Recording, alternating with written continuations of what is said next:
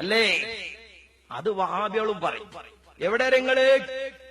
ഞമ്മളെ എം അക്ബർ സംവാദം നടത്തുക.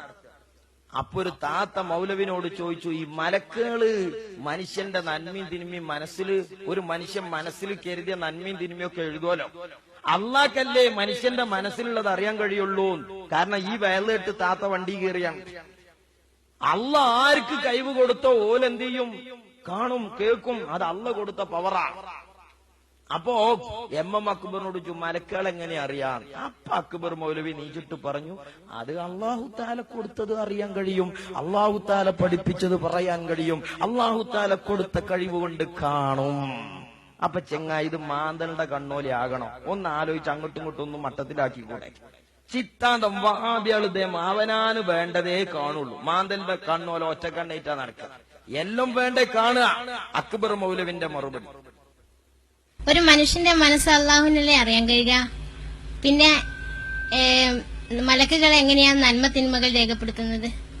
കുപ്പിയകത്തുള്ള വസ്തുവിനെ പോലെ മനസ്സ് കാണും. ആര്? അള്ളേ കാണുള്ളൂ. മലക്ക് കാണൂല, പ്രവാചകന്മാര് കാണൂല, മൊയ്തീൻ ഷെയ്ഖ് കാണൂല. ഇതല്ലേ വഹാബികളെ വർത്താനം. അവർത്താനത്തിൽ വണ്ടി കയറിയ താത്താന്റെ ചോദ്യമാണ്. മലക്ക് എന്ന് പറഞ്ഞാൽ തീർച്ചയായും പടച്ച തമ്പുരാൻ കൊടുത്ത കഴിവുകൾ മലക്കുകൾക്കുണ്ട്. ആ കഴിവുകൾ ഉപയോഗിച്ച് ആ കഴിവുകൾക്ക് അപ്പുറത്ത് പോകാൻ മലക്കുകൾക്ക് സാധ്യമല്ല. മൊയ്തീൻ ഷെയ്ഖിനും സാധ്യമല്ല, അമ്പിയാക്കും സാധ്യമല്ല, മലക്കാക്കും സാധ്യമല്ല. പിന്നെ എന്തിനാ വഹാബികളെ ഞങ്ങളെ മുഴുവൻ കാഫിറാക്കിയങ്ങൾ? അപ്പൊ പഠിച്ചവൻ മനസ്സ് കാണാൻ മലക്കുകൾക്ക് കഴിവ് കൊടുത്തിട്ടുണ്ടെങ്കിൽ നല്ല കൊടുത്തോ കൊടുത്തില്ലേന്ന് പറ, കൊട്ടക്കണക്ക് പറയല്ലേ.